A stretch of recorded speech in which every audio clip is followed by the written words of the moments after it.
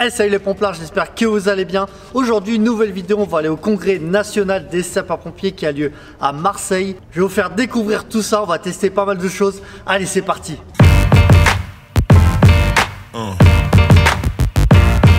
Yeah. Yeah. Yeah.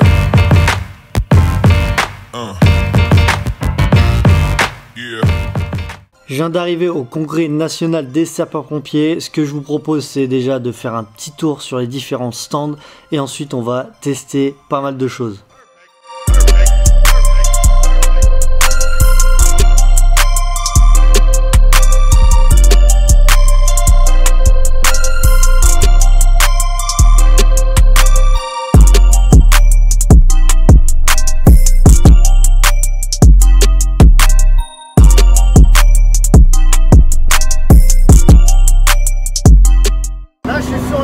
Chez Rosenbauer, on va monter en haut du PEA, là ça va être cool, je m'équipe et c'est parti. Je sais pas comment ça va se passer, j'ai peut-être le vertige.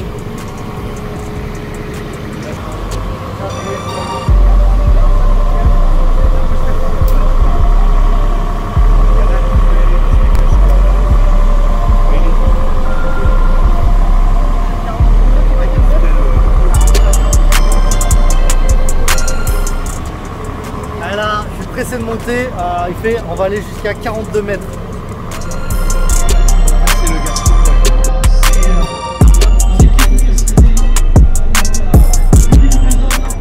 Là on est dans la nacelle et là Jérémy qui est juste derrière, c'est lui qui va piloter le BEA.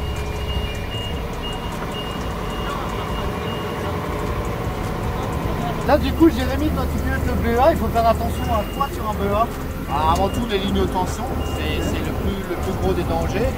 Et bien sûr, avoir une main délicate, et des mouvements non brusques. Oui, il y a des manettes proportionnelles.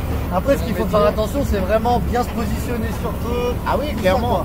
Clairement, si on se met à 50 mètres, on n'a que 30 mètres de portée, on ne va pas y arriver, clairement. C'est le BEA pas de l'échelle, hein, du BEA, de poser le BEA, de savoir quel objectif, toujours savoir la mission avant d'établir quoi que ce soit. Et en partant de là, pour le peu qu'on soit formé, qu'on sait ce qu'on veut faire, on y va. Hein. Clairement. Voilà, là, on est à combien de mètres là? Là, on est à 42 mètres, voilà, encore 50 cm, voilà. Là, on est à 42 mètres. Franchement, on est bien à 40 mètres. On voit tout le congrès, hein, c'est simple.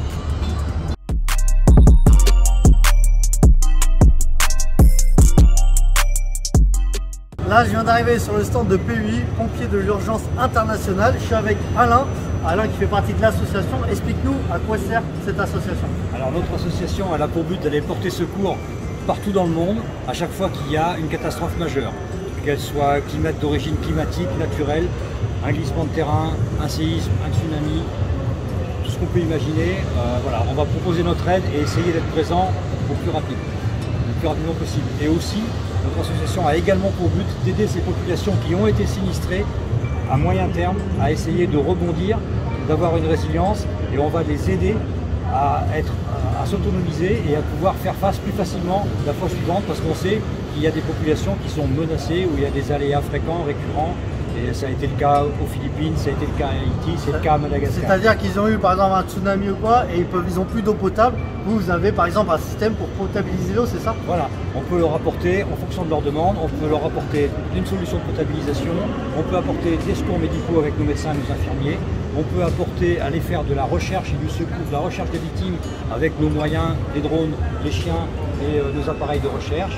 Et on va pouvoir faire des sauvetages avec nos moyens de perforation, etc. pour aller extraire les victimes. Ça marche. Et là, je vois que derrière, il y a une petite estrade. On va faire quoi là? Alors ça, c'est le simulateur de séisme, voilà, sur lequel on a préenregistré 3 séismes qui se sont réellement produits.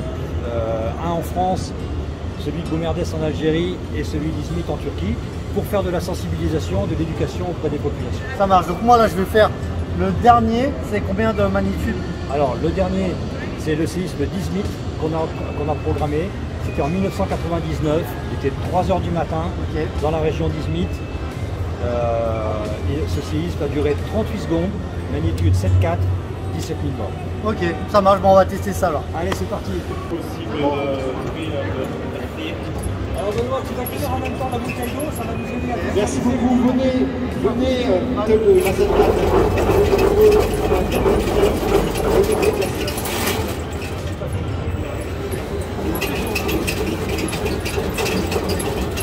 J'imagine même pas la maison. Je fais pas la bouteille sur la table.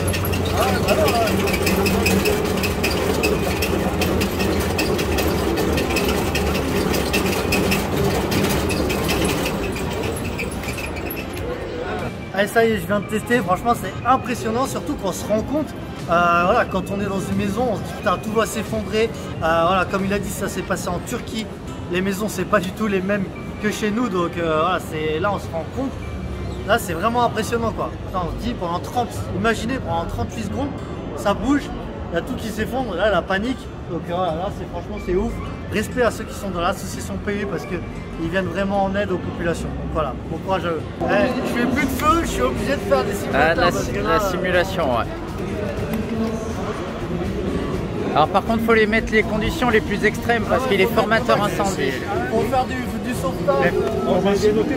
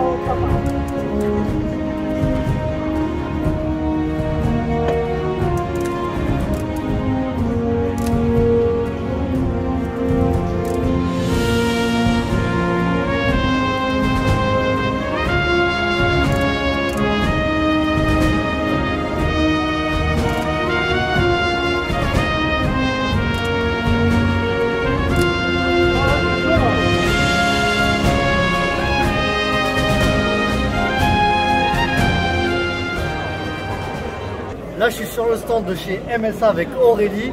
Et Aurélie, tu vas nous présenter un peu le nouveau casque XF. Voilà, l'amélioration du casque F1 XF.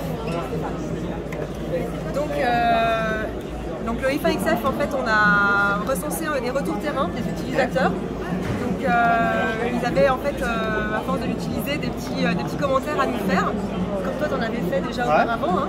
Et donc ce qu'on a amélioré, en fait, c'est qu'on a changé la molette. Donc on a une molette qui est un peu plus grosse, qui est un peu plus épaisse. Et surtout, en fait, elle est combinée avec un bas-volet, avec un passage, en fait, qui va laisser passer la molette. Et comme ça, en fait, on va pouvoir avoir accès à cette molette sans avoir à passer le gant et ajuster son tour de tête. Donc c'est vraiment plus pratique et en fait, ça a été un travail, une coopération avec le Fils de l'Ain. Qui nous a fait entre autres ses remontées et on a abouti donc à cette évolution. Alors donc le bas volet, la nouvelle molette, on a aussi travaillé la jugulaire à l'intérieur. Donc on a ajouté des boucles de part et d'autre en fait à l'arrière. Ce qui fait qu'en fait avec ces boucles on va pouvoir ajuster le casque, le serrer et l'ajuster sur sa tête tout en ayant le casque installé. Donc l'éclairage intégré. Est-ce que ça crache Alors ça crache bien plus, ouais. C'est ça, voilà. Donc on était sur un éclairage intégré. Donc ce qu'il faut savoir en tout cas chez MSA, c'est qu'on a travaillé un éclairage de proximité. Parce que c'est important pour que le pompier voit où il met les pieds quand il progresse. Quand tu dois faire des feux routiers, savoir faire une opération très minutieuse, lire un plan, lire une carte, d'avoir cet éclairage de proximité. Parce qu'avoir un simple éclairage, soit sur le devant, soit la lampe externe, ça n'a pas les mêmes fonctions en tout cas. Ça fait combien de lumens Alors là, ça va jusqu'à 120 lumens. Ouais. Donc il y a deux modes. Donc là, c'est le mode, on va dire, premier mode. Je vais essayer de ne pas éblouir la caméra. Et là, voilà, j'appuie une autre fois et là, je booste. D'accord. Donc finalement, il faut savoir aussi que si je booste, j'ai un peu moins d'autonomie aussi. Voilà. Et tu le charges comment après? C'est des piles. C'est des piles. Ouais. Et là, Aurélie, c'est quoi? C'est le nouveau casque F2, oui, c'est ça? Oui, c'est le nouveau casque F2. Donc c'est un casque de secours, d'accord? Parce que c'est 90% d'émissions des sapeurs-pompiers. Donc le feu de structure qu'on a vu tout à l'heure avec le F1, c'est 10% des interventions. Et là, c'est vraiment la nouvelle plateforme qui va remplacer donc, le F2 Extreme. Donc c'est le F2 XR. Donc, On l'a baptisé ainsi pour lui donner un petit peu dans la même lignée qu'avec le F1 XF. Donc avec ça, tu peux faire du secours routier, tu peux faire du feu de forêt. Voilà. Tu peux faire quoi Tu peux faire du secours aquatique aussi. Voilà. Ah, il y a aussi le SAV qui est maintenant homologué. Ok. Donc pour faire Tu peux du le SAV, mettre, voir ce que ça donne. Je vais te montrer l'interface. Ok. Ouais. En fait, moi j'ai déjà vu, et ce que je trouve vraiment au top, c'est ça. Ouais, c'est les les lunettes ajusteurs. réglables. Voilà. En fait, Et en fait, tu as des petits aimants sur les côtés, tu vois, comme ça évite que la sangle, quand elle est tirée, ajustée, en fait, elle pende dans le vide. Donc tu as les petits aimants, clac clac, ces petits détails. ça c'est le top. Voilà. Parce qu'avant, forcément, Et- les sangles se desserraient et des fois c'était pas ajusté. Voilà. Alors que là c'est top. Et pour enlever ensuite la lunette, regarde, je vais positionner tes doigts, tu as des petits ajusteurs, tu les écartes comme le masque à bride, tu tires vers toi, très loin, et ensuite tu le remontes sur le casque. Bon, t'as pas ajusté ton casque, mais... Oui, oui. Ok. Voilà. Ça c'est vraiment top. Franchement, ça c'est. c'est très apprécié par les utilisateurs, Ouais. et encore une fois, ça vient en fait Même, de remonter... même là, de de nos ce que je clients. vois, ça c'est pas mal. Voilà, la il y a une molette. grosse boucle, ouais. On a travaillé aussi à l'intérieur qui reste très simple parce qu'il faut que ce casque Oui. soit le plus léger possible parce que c'est un casque de secours qui est voué à être porté plusieurs heures, le forêt, le secours routier. Donc on est au-delà d'une demi-heure et ça peut aller jusqu'à une dizaine d'heures environ selon le travail qu'il y a à faire.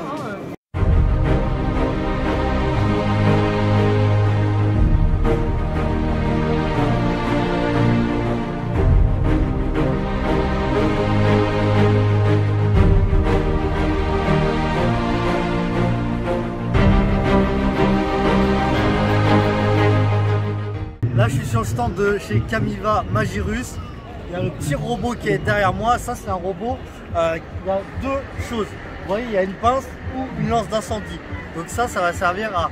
La lance d'incendie, bien sûr, c'est pour éviter d'exposer les pompiers s'il y a un risque d'effondrement d'un incendie, feu de parc de stationnement couvert, ou éviter, il fait trop chaud, et bien on va envoyer le robot, donc, bien sûr avec la lampe, où on a la pince, ça va être pour tout ce qui est risque chimique, pour éviter bien sûr d'engager du personnel, ça évite tout simplement le danger. Donc là, ce qu'on va faire, on va un peu le manipuler, je vais vous montrer un peu la télécommande, comment ça se passe. Là, je suis avec le pilote, donc il y a la petite télécommande pour le robot, je vais vous montrer. Regardez. Ça, c'est pour piloter le robot.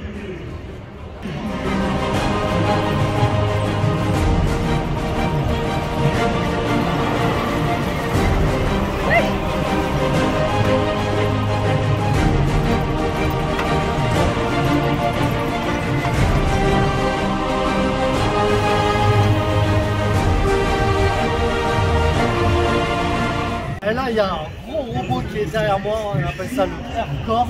En fait, celui-là va servir à plusieurs choses. Il va servir à tout ce qui est ventilation. On va utiliser aussi, il y a une lance qui fait brumisation. On a la lance, on peut aussi faire de la mousse avec. Il passe sous des portiques, donc pour faire tout ce qui est feu de parc de stationnement couvert. Le but, ça va être de pousser, de faire de l'extraction de fumée. On peut lui mettre des fourches. On peut vraiment faire pas mal de choses. Avec ça, on va pouvoir, je pense, pousser des voitures. Donc voilà, là, pareil, on va le voir en fonctionnement. Je pense que ça va être impressionnant. Le pilote, il est là. Regardez, c'est aussi avec une télécommande. Donc là, elle est un peu plus grosse. Et là, c'est parti, on va le sortir. Et puis après, on va normalement mettre de la ventilation.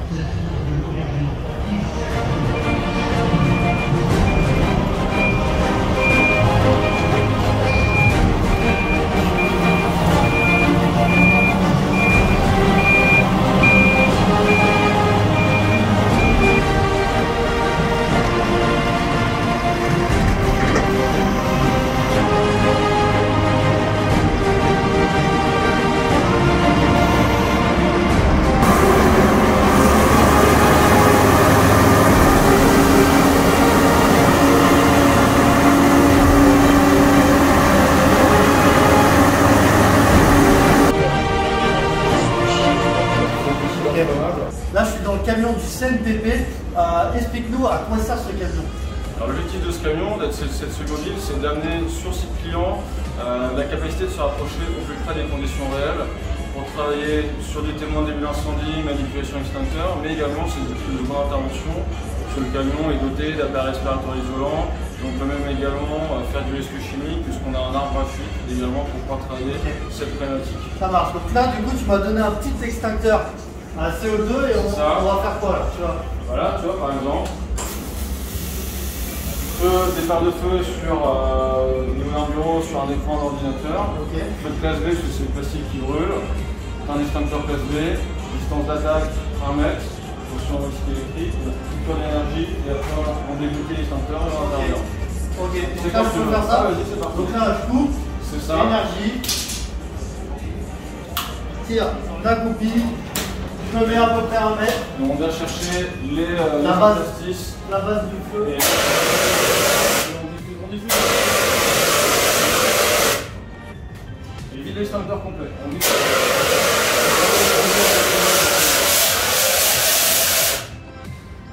Impeccable. Voilà, on hésite bien à aller partout pour éviter que ça se reprenne, ça reprenne. Et voilà, donc on peut simuler ça. On peut simuler quoi d'autre? Alors ce qui est important sur le CO2, c'est vraiment de diffuser intégralement l'extincteur en continu, puisque le CO2 agit par étouffement pour supprimer l'étouffement. Donc si on ne fait pas interstice, on ramène de l'oxygène au fur et à mesure. Donc vraiment, un extincteur CO2, 2 kg, 5 kg, on le vide complètement dès qu'on a fait le feu continu. On peut aller ensuite sur du feu de classe A sur l'étagère. Donc là, tu as un extincteur à eau. Donc on va venir le percuter et l'utiliser. Je suis là pour le percuter. Tu laisses le levier, voilà, c'est bon. Et distance d'attaque 3-2 mètres, donc là tu n'as pas besoin de t'approcher. Et on va pouvoir faire l'extinction.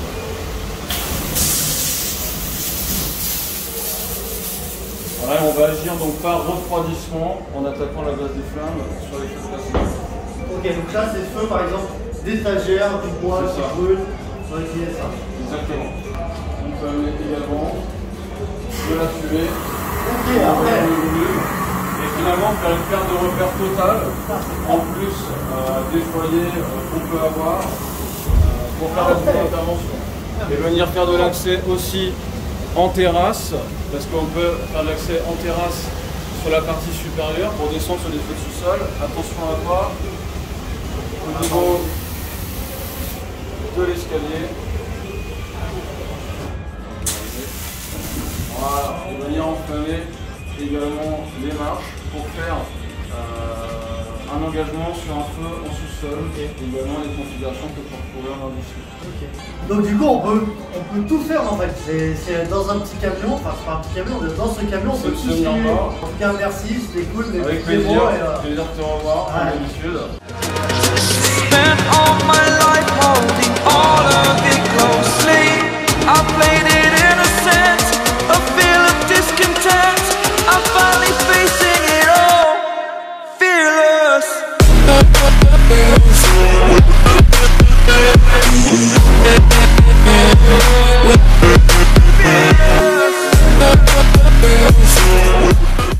Là on est sur le stand de la fédération et je vais aller remettre mon chèque de 2500 € pour les ODP, donc pour les orphelins des sapeurs-pompiers. Et qui reverse une partie de ses sponsoring, 2500 €. Donc vous le retrouverez sur Instagram, YouTube.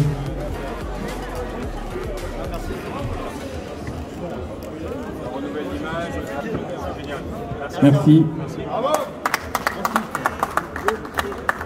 Ça y est, j'ai fait la remise de chèque, franchement les gars, c'est grâce à vous et moi ça me fait plaisir, c'est pour les orphelins des sapeurs-pompiers, donc c'est pour la bonne cause. Et franchement quand tu offres un chèque de 2500 € pour cette association, franchement ça fait plaisir. Donc déjà merci à tous, ça c'est grâce à vous. Et on va finir avec le simulateur de réalité virtuelle du SDIS 13. C'est un outil qui va aider les chefs de garde, qui va aider les officiers pour tout ce qui est gestion opérationnelle, gestion des véhicules, des moyens et d'effectuer plusieurs manœuvres en peu de temps. Et ils ont aussi un simulateur pour les EPA, donc déjà pour voir si on a cette sensation de vertige. Je pense que ça c'est pas mal avant de monter sur l'échelle. Ça y est, le congrès national est terminé. Je vais vous dire un peu mon ressenti. Donc déjà, j'ai kiffé le congrès, j'ai kiffé passer du temps avec vous, faire des photos, discuter. Donc ça, c'était top. C'est un congrès qui était énorme. Gros congrès, donc déjà, l'organisation, elle était au top. Le seul petit bémol que je devrais dire, ça va être par rapport au samedi. En fait, le samedi, normalement, l'ouverture, c'était à 10 h. Sauf que là, Macron était là, il y avait des politiques, donc le congrès a pu ouvrir qu'à partir de 12h30, 13h, sachant qu'il finissait à 17h. Donc franchement les gars, je trouvais que c'était pas cool pour ceux qui travaillent, ceux qui peuvent venir que le samedi, alors que lui, Macron, il est juste là pour serrer des pinces. Je veux dire, le congrès, lui, il s'en fout un petit peu. Donc voilà, je trouve ça dommage que les passionnés vraiment de ce métier, les pompiers, c'est dommage qu'ils aient pas accédé plus tôt au congrès. C'est dommage, le mec il se tape 4 heures de route pour rester 2-3 heures au congrès. Donc voilà, ça c'était pas terrible. Et pareil, il y avait plein de stands le samedi qui étaient fermés, tout était rangé. Donc voilà, moi franchement je trouve ça moyen par rapport aux gens qui viennent de loin, qui viennent découvrir un peu le congrès. Voilà. Malheureusement, c'était le petit bémol du samedi, mais sinon franchement les autres jours c'était top. L'organisation était vraiment bien. En plus c'était au pied du stade Vélodrome dans Marseille, donc voilà, franchement c'était cool. En tout cas, j'espère que cette vidéo vous a plu. N'hésitez pas à mettre un gros pouce bleu en bas de la vidéo, de vous abonner à ma chaîne YouTube pour voir les prochaines vidéos. Et on n'oublie pas, si t'es pas mort, on va plus fort.